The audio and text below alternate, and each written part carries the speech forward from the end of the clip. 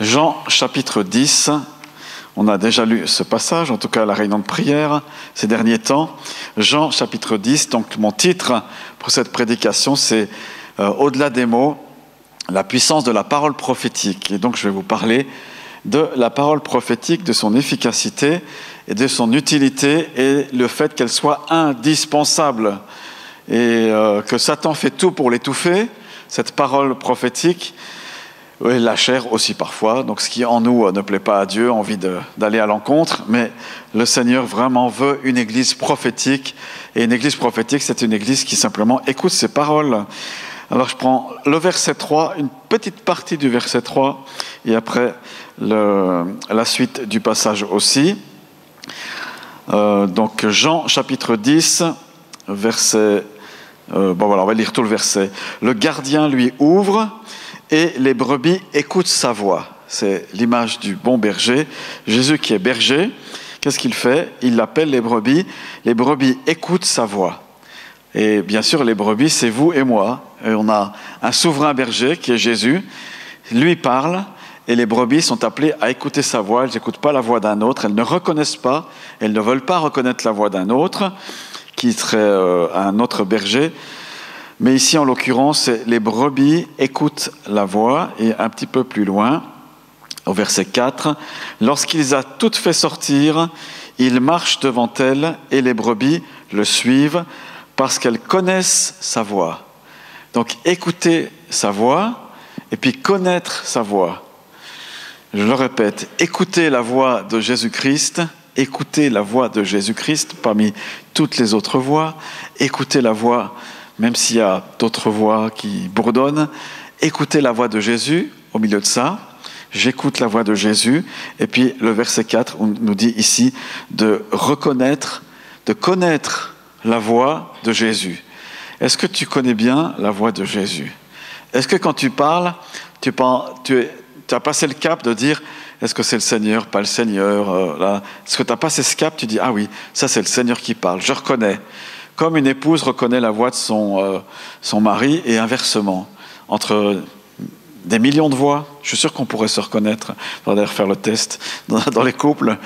Mais voilà, reconnaître la voix, l'intensité, l'émotion, la puissance, l'amour qui est là, les mots qui sont chez Jésus, ce qu'il dit. Et on va parler de ça ce soir, puisque c'est ce que la Bible dit quand Dieu parle, c'est parole prophétique. Ou acte prophétique, ça dépend. Dieu parle de manière différente et plein de manières. La dimension prophétique habite ou recouvre l'Église comme un vêtement. Elle s'exprime comme le Saint-Esprit le veut. Parole, acte ou encore louange, etc. Notre vie doit être prophétique. La vie de l'Église doit être prophétique. Et elle a toujours le même but, la parole prophétique, c'est encourager ou construire, si vous voulez, le croyant et l'Église locale. Donc Jésus a un but, lorsqu'il communique par ses paroles, eh bien, c'est qu'on soit encouragé, qu'on soit édifié, qu'on soit fortifié personnellement et qu'on soit exhorté, par exemple, à passer la mer Rouge. Si on était tous là au temps des Hébreux, puis il faut passer, il y a la mer Rouge devant nous, il y a les Égyptiens, les militaires armés jusqu'aux dents qui arrivent à fond, eh ben, il faut une parole pour y aller, quoi. Sinon, on est scotché, on est paralysé. Il faut une parole de Dieu. Et comme a dit très bien l'apôtre Pierre, il a dit, Seigneur, sur ta parole, je jetterai les filets. Sur ta parole, tu me parles, j'y vais. Lorsque Jésus parle, j'y vais. Je ne suis pas en train de me dire, oui, non, peut-être, etc.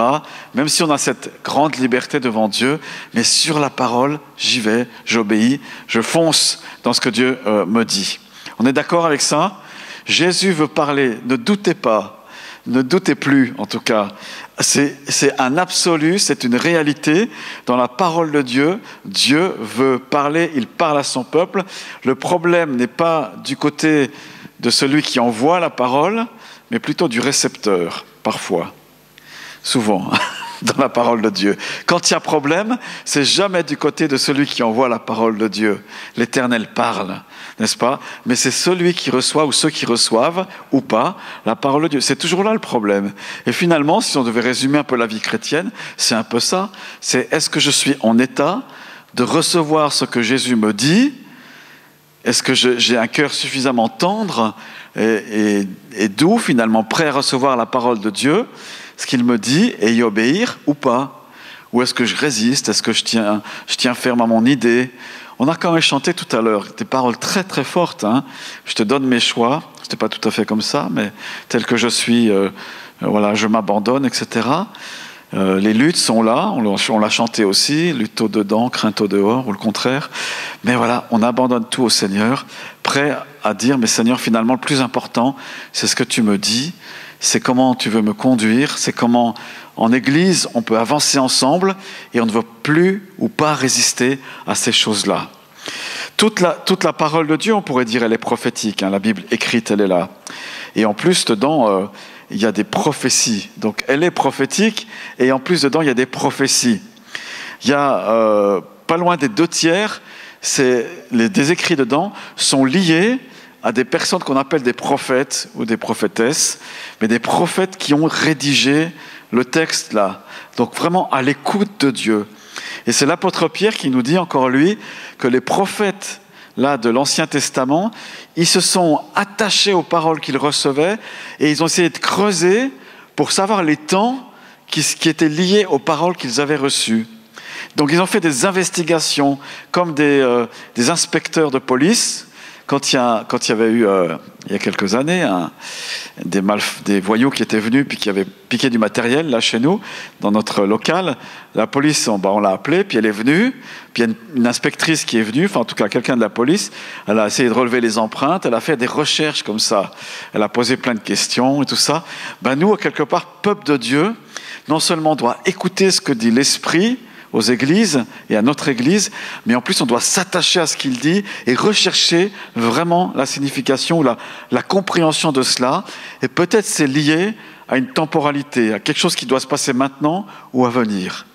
Et l'Esprit de Dieu veut toujours non seulement donner des paroles prophétiques, écoutez bien ça, mais aussi des dons de sagesse et des dons de discernement avec cela. Mettez toujours ensemble, aussi interprétation dans la liste des 9 dons, mettez toujours ensemble discernement, sagesse et prophétie, dans le désordre, peu importe. Mais ça doit habiter l'Église.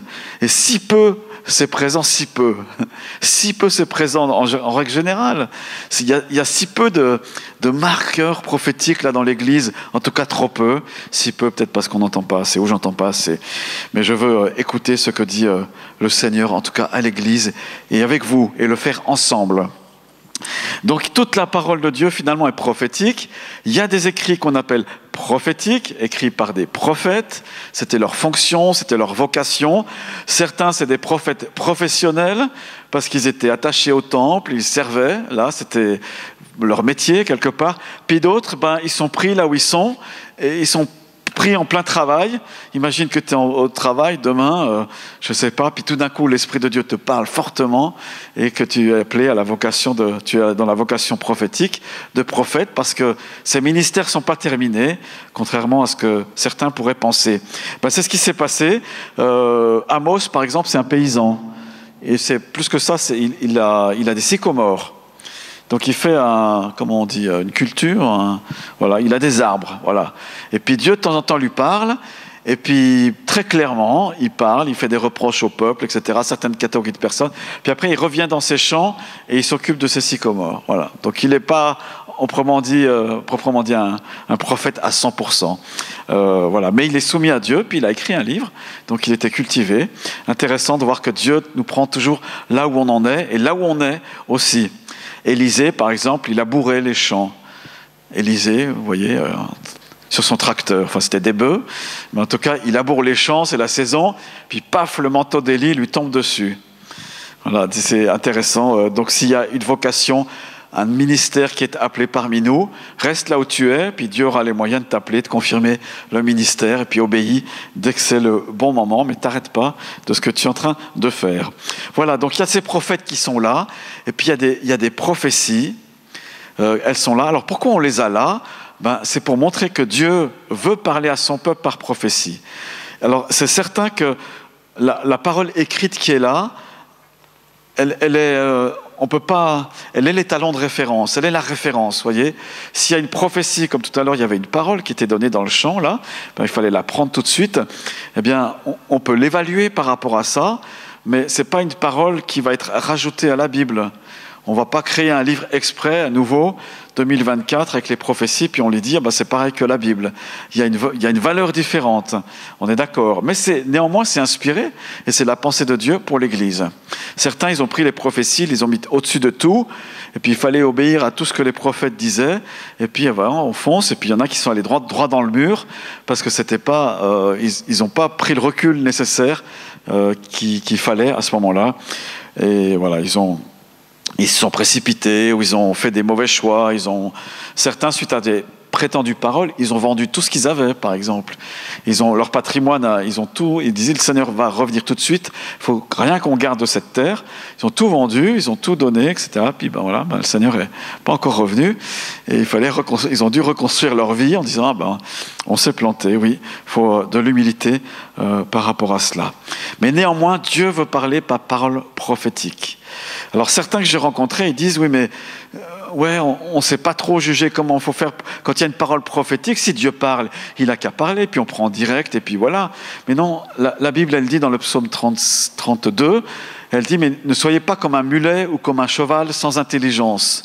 Dieu ne veut pas qu'on soit des animaux, puis voilà, il nous guide tout droit, il met nos œillères, et puis on va tout droit le chemin, et on tire notre charrue durant la vie. Il veut collaborer avec nous. Il veut qu'on soit participant à ces choses-là, qu'on les désire. Il veut un cœur à cœur avec lui.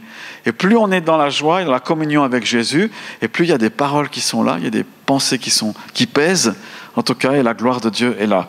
Donc il nous appelle à dépasser le stade des oisillons qui ouvront la bouche, mais on reçoit, on est en communion avec lui, on travaille là-dessus, on avance ensemble, et si on ne comprend pas la parole qui est donnée, on la met devant Dieu, on y réfléchit, on demande la sagesse et l'interprétation de ces choses-là.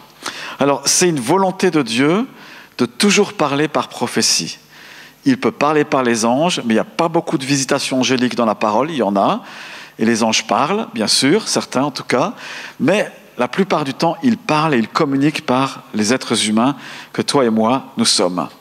Et sois convaincu, ce soir ou plus tard, que Jésus veut t'utiliser pour donner une parole prophétique.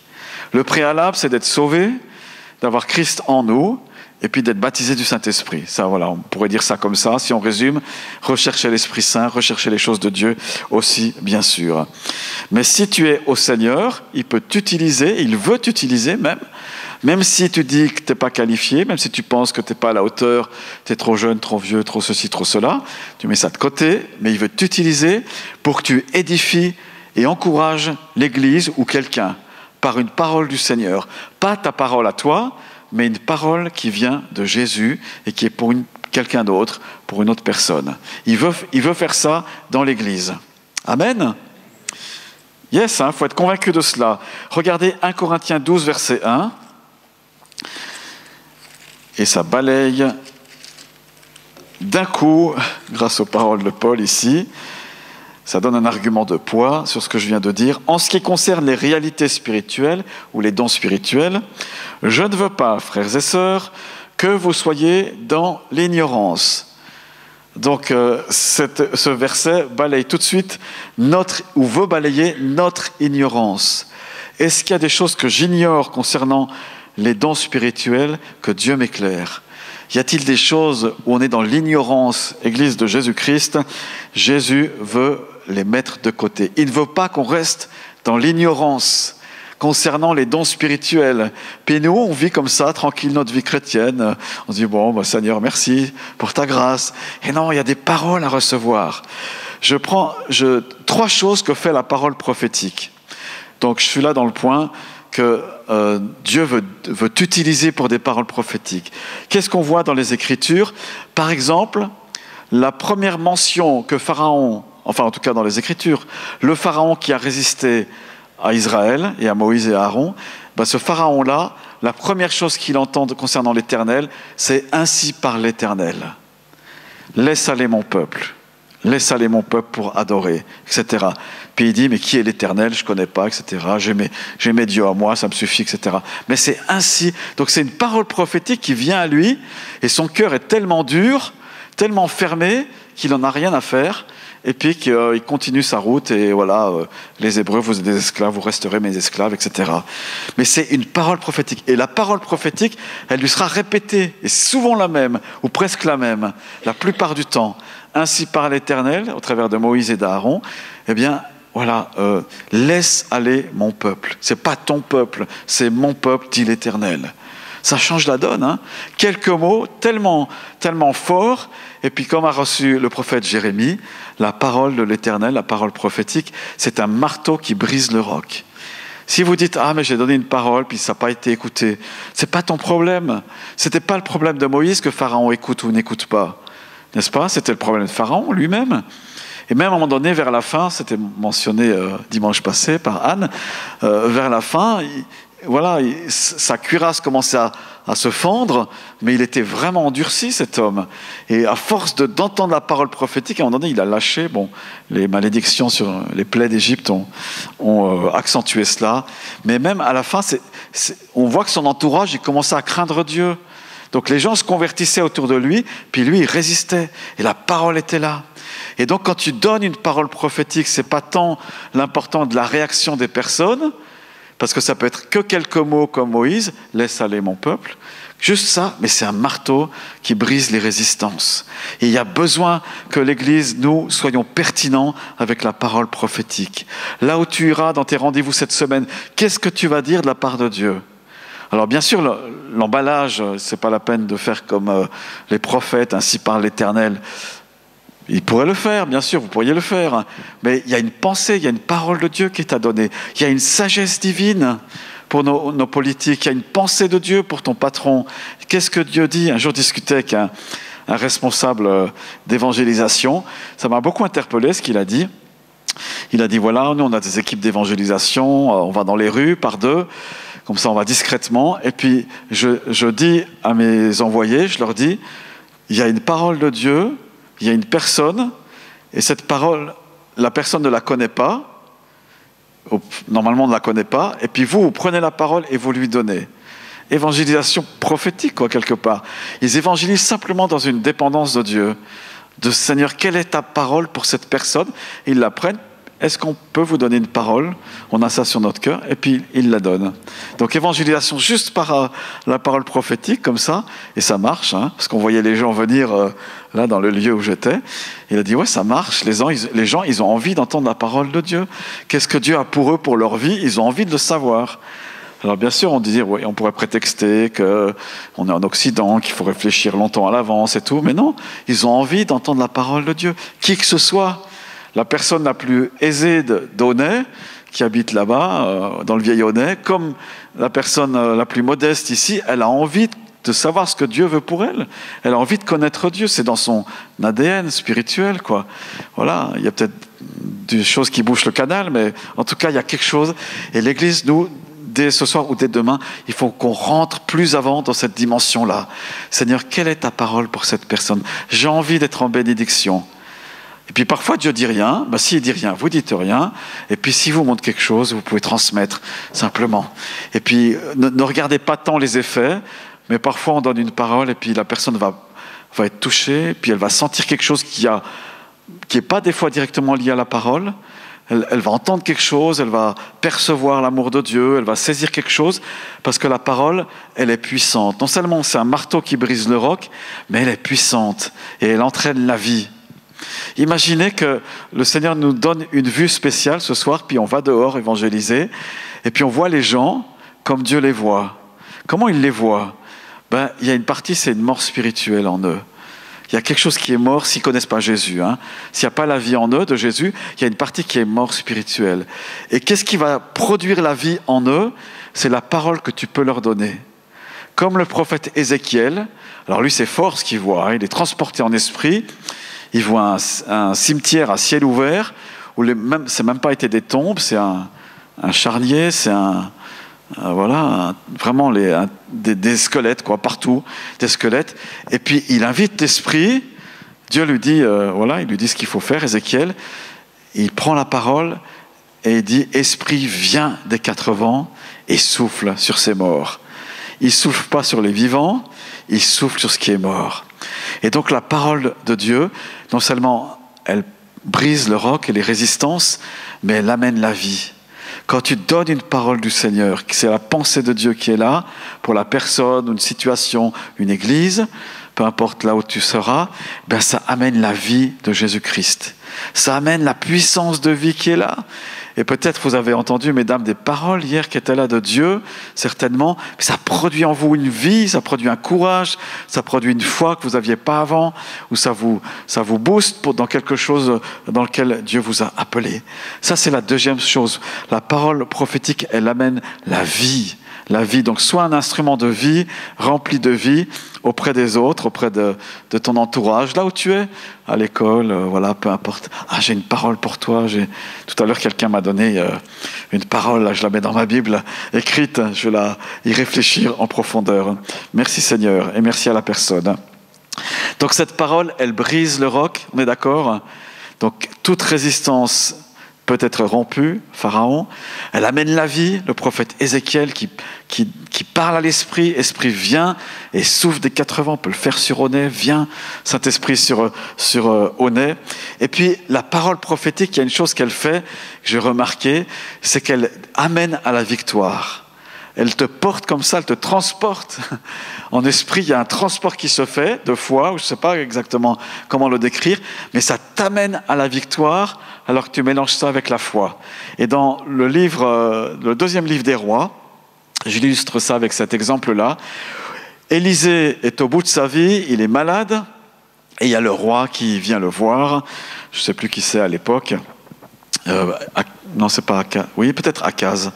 Il vient le voir et puis il pleure sur lui. Ah, Élisée, tu vas partir, c'est terrible. C'est la fin de sa vie, quoi. Il faut bien qu'il parte. Qu'est-ce que je vais faire? Il l'appelle mon père, tellement il a du respect pour lui, etc. Et puis, ni une ni deux, Élisée, une prophétie peut-être la dernière de sa vie, il lui dit au roi, prends un arc et des flèches, décoche les flèches à travers ouvre la fenêtre, tu décoches les flèches. Et puis, cette flèche, c'est des flèches de délivrance. Alors, il n'en tire pas assez. Du coup, le roi est lié à la parole prophétique dans le sens qu'il aura 3 fois seulement la victoire sur les Syriens. C'est peut-être 2 Rois 13. Et puis, mais en tout cas, ça lui apporte la victoire, lui et son peuple. Il y a une parole que Dieu va prendre en charge ou va effectuer. Et on veut la parole de Dieu qui amène la victoire dans nos vies. Il ne le fait pas que par la parole prophétique, bien sûr, mais il y a quelque chose qui t'amène à un niveau différent. Tu fais comme un pas de plus dans la victoire, dans des domaines de ta vie où tu peux apporter même la victoire à quelqu'un d'autre. Donc ces 3 choses, elles sont mentionnées dans la parole de Dieu. Ça brise le roc avec Pharaon, ça apporte la victoire et ça apporte la vie. Ça apporte la vie avec Ézéchiel. Et on veut appeler la vie et puis ça donne la victoire dans des domaines peut-être où pour l'instant, c'est pas la victoire, où tu la constates pas vraiment encore. Et on a besoin de la parole prophétique. On a besoin du mot de Dieu. Et Paul est tellement conscient de cela, et les premiers chrétiens vivaient la parole prophétique un petit peu n'importe comment, mais ils la vivaient quand même, je parle de Corinthe bien sûr, et qu'il est obligé un petit peu de mettre un cadre à ça. L'exercice dans le culte, dans la célébration. Donc vous pouvez recevoir une parole prophétique pour quelqu'un qui n'est pas là ce soir, puis vous lui donnez, ou quelqu'un au boulot demain, ou je ne sais pas, à la Migros, à la Coop, à Denner, à tout là où vous êtes. Ah, je peux vous donner une parole à la caissière, etc. Je peux vous dire quelque chose. Vous dites simplement, voilà ce que vous avez sur le cœur. C'est une parole de Dieu pour cette personne-là. Mais il y a un exercice un petit peu à cadrer qui est dans le cadre de l'Église. Cadrer, je ne sais même pas si c'est le bon mot, mais en tout cas administrer. Parce qu'on veut que dans l'Église, les choses soient bien dites. C'est Paul qui écrit comme cela, je le paraphrase, qu'il faut que le son de la trompette soit bien entendu, clairement pour tout le monde, parce que Dieu parle à son Église, pas seulement une partie. Et dans l'exercice de la célébration ou du culte, il faut un petit peu quelques règles. Et les règles qu'il leur dit, c'est tout simple, c'est ne prophétisez pas tous en même temps, on a l'impression que c'est comme vous le faites en ce moment. Donc on a l'impression, puis c'est le docteur Donald G. qui parle de ça, qui est qui était un docteur des Assemblées de Dieu, et il dit au début du pentecôtisme, quand le baptême du Saint-Esprit a été redécouvert au début du XXe siècle, eh bien, il y avait des situations extrêmes, un petit peu comme chez les Corinthiens, où tout d'un coup la prédication était stoppée par quelqu'un qui disait « J'ai une parole de Dieu, ainsi parle l'Éternel ». Donc c'était n'importe quand. Ça ne veut pas dire que la parole était fausse, mais c'était dans le désordre, voyez. Et Paul écrit, Paul et Donald J ont repris ça, mais Paul écrit en disant « Dieu n'est pas un Dieu de désordre, mais un Dieu de paix ». Il faut que les choses se passent dans la paix. Donc faites pas tout à la fois, que un ou deux, vous prophétisez, ou deux ou trois, je ne sais plus combien il dit, les prophètes, vous prophétisez, etc., pas de problème, mais pas tous en même temps. Et les autres, on écoute, on réfléchit, on garde ce qui est bon. J'en parle un petit peu plus loin. Donc voilà, l'exercice du don prophétique qui est là. Alors, comment la parole de Dieu peut être reçue par quelqu'un ? C'est tout simple, c'est comme les choses du royaume de Dieu. Il ne faut pas les compliquer. On a tendance à les compliquer. Et Jésus dit, mais le royaume, il est pour les enfants. La petite Rachel là, qui saute avec son ballon, elle pourrait recevoir de Dieu. C'est pas qu'il faut être comme ça dans la gestuelle, mais pourquoi pas. Mais juste dans la simplicité de l'enfant. On reçoit les choses dans la simplicité de l'enfant. Et si dans ton cœur tu dis, Seigneur, utilise-moi encore, ou j'aimerais t'utiliser par toi pour donner des paroles. Seigneur, s'il te plaît, fais grandir en moi ce désir. Sanctifie ma vie, parce que la parole de Dieu l'a donnée par prophétie. Il faut mener une vie clean, on ne peut pas être à cheval entre deux mondes. Il faut être au clair dans nos têtes et dans nos pensées. Seigneur, utilise-moi. Bien, reste tout simple. Reste simple. Mais en tout cas, l'Église a besoin, à travers toi, d'être édifiée. L'Église a besoin, à travers toi, d'être édifiée. Donc, comment recevoir ? Être comme un petit enfant, tout simplement. Dans le groupe de maison, là où on est rassemblés, en Église, accueillons la parole de Christ. Établissons-la par la Bible, bien sûr, avant toute chose, mais simplement, en toute simplicité, faisons cela. Si quelqu'un s'ouvre devant vous en disant « J'aimerais bien recevoir la prière », peut-être suite à votre demande, faites-lui pas simplement une prière de bénédiction. Je te bénis au nom de Jésus, mais recherchez, allez piocher cette parole. Seigneur, qu'est-ce que tu as à lui dire à cette personne ? Qu'est-ce que tu as à lui dire ? Puis peut-être vous allez recevoir un truc qui est, défiant pour vous, quelque chose que vous ne comprenez pas, mais vous donnez simplement cette parole, tranquillement, sans forcer, et puis vous dites, écoute, voilà, j'ai cette pensée-là, est-ce que tu me permets de la donner ? Et puis les gens en général sont tout à fait réceptifs. Alors dans le cadre, je reviens un peu dans l'exercice du culte, mais vous gardez à l'esprit qu'il y a une parole qui brise le roc, il y a une parole qui donne la vie, et il y a une parole qui donne la victoire, et que tu peux la recevoir et la transmettre. Mais dans le cadre de l'exercice du culte, ici, quelques points importants. C'est 1 Thessaloniciens 5, et je terminerai avec cela. 1 Thessaloniciens 5, verset 15 et suivant. Veillez à ce que personne ne rende à autrui le mal pour le mal, mais recherchez toujours le bien, soit entre vous, soit envers tous les hommes. Voilà, on recherche le bien. Et puis Paul continue en disant, voilà le bien qui est à rechercher. Soyez toujours joyeux. C'est vrai, une personne joyeuse, c'est trop bien. On a envie d'être avec elle, vous êtes d'accord ? On a besoin de cultiver la joie, moi en premier. Soyez toujours joyeux. On répète ça. Soyez toujours joyeux. 3 mots, super. C'est peut-être ça la parole prophétique ce soir, finalement. Soyez toujours joyeux. 3 mots encore. Priez sans cesse. Priez sans cesse. C'est quand la dernière prière que tu as faite ? À l'instant ? Yes, c'est bien. Priez sans cesse. Exprimez, une autre manière de prier aussi, exprimez votre reconnaissance en toutes circonstances, car c'est la volonté de Dieu pour vous en Jésus-Christ. Faut-il commenter ? Pas besoin, je crois. Et puis, verset 19, n'éteignez pas l'esprit. Encore 3 mots. Donc, soyez toujours joyeux, priez sans cesse. N'éteignez pas l'esprit. Quoi, Paul ? On peut éteindre l'esprit ? Oui. Et il continue, ne méprisez pas les prophéties. C'est encore machin qui prophétise. Puis pour finir, on n'écoute pas. Non, ne méprisez pas les prophéties, même s'il y a erreur dans cette prophétie, mais examinez tout et retenez ce qui est bon. Abstenez-vous de toute forme de mal. Donc mépriser les prophéties, ça serait du mal. Dans notre texte ici, le mépris aussi, mais on veut accueillir les paroles prophétiques. On les accueille, on a eu ici à Aunay, on en veut encore d'autres, non pas pour se gargariser de cela, mais pour écouter et obéir à la voix du Seigneur. Et puis verset 23, il n'y a pas de raison de le couper, que le Dieu de la paix vous conduise lui-même à une sainteté totale et que tout votre être, l'esprit, l'âme et le corps, soient conservés irréprochables lors du retour de notre Seigneur Jésus-Christ. Je n'ai pas parlé que la parole, elle sanctifie, n'est-ce pas? Mais la parole prophétique sanctifie, elle peut reprendre, elle peut corriger le tir, elle peut donner des choses nécessaires à la bonne croissance de l'Église. Un soir, là, je me souviens un culte, il y a très très longtemps, il y avait une parole prophétique donnée par l'épouse du prédicateur. Et je me souviens qu'on s'était humilié directement après cette parole. On avait mis un genou à terre parce que ça nous reprochait quelque chose, je ne sais plus quoi, mais il y avait quelque chose qui était là, un reproche, puis on l'a évalué du Seigneur à ce moment-là, cette parole. Donc c'était bon, il fallait être dans la repentance à ce moment-là. Ça peut reprocher quelque chose, une parole. Ne nous fâchons pas si le Seigneur, par sa parole, reprend. C'est pour nous corriger, c'est parce qu'il nous aime, comme dit la parole de Dieu. C'est pas toujours ça, parce qu'il nous encourage beaucoup, Jésus, mais ça peut aussi être le cas. Il ne faut pas l'ignorer. Alors, petite pensée sur ce passage merveilleux. Soyez toujours joyeux.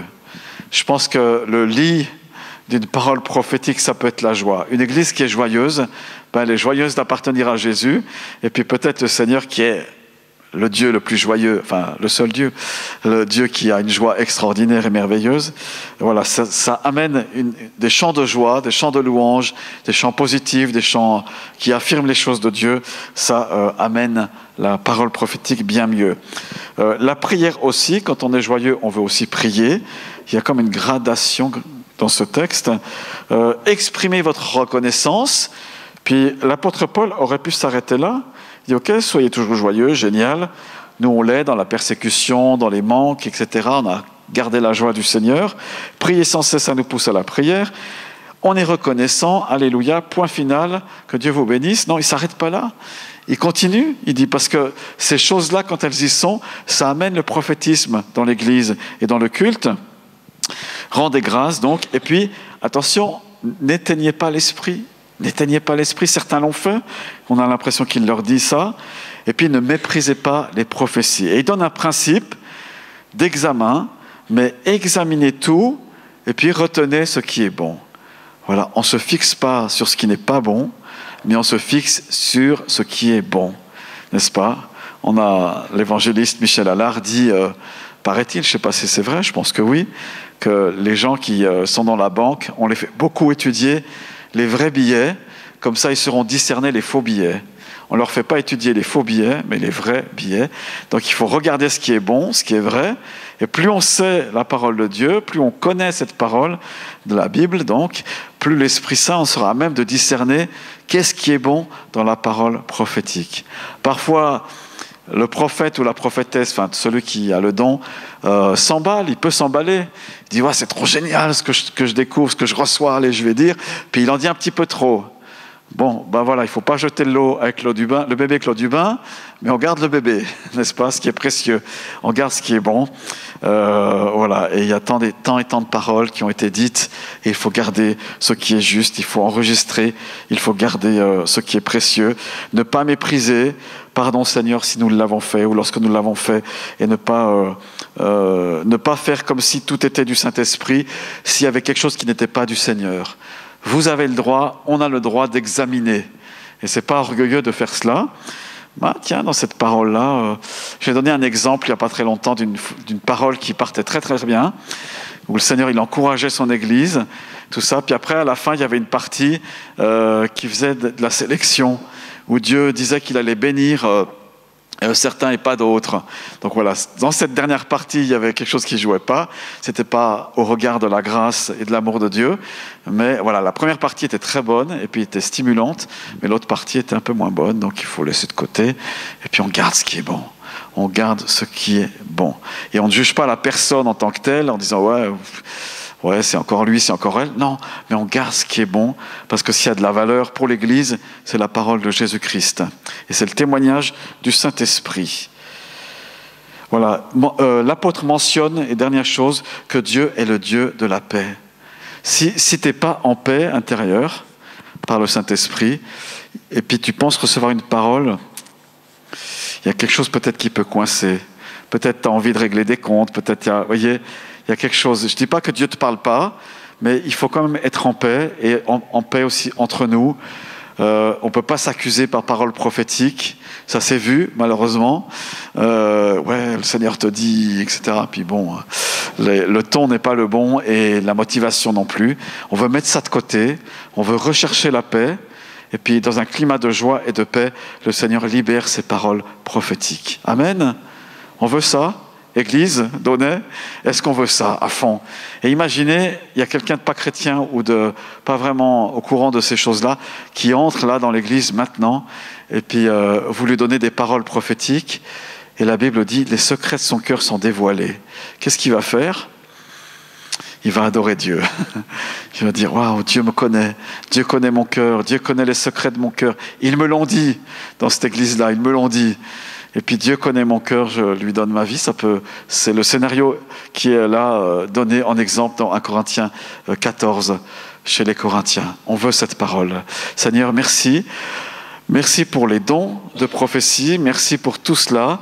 On veut prier, Père Céleste, pour que nos oreilles puissent s'ouvrir, nos cœurs puissent encore mieux s'ouvrir, et que ta parole puisse percer ou briser le roc de nos cœurs, ta parole puisse amener la vie là où il y a besoin de vie, que ta parole puisse amener la victoire là où c'est nécessaire d'avoir cette victoire.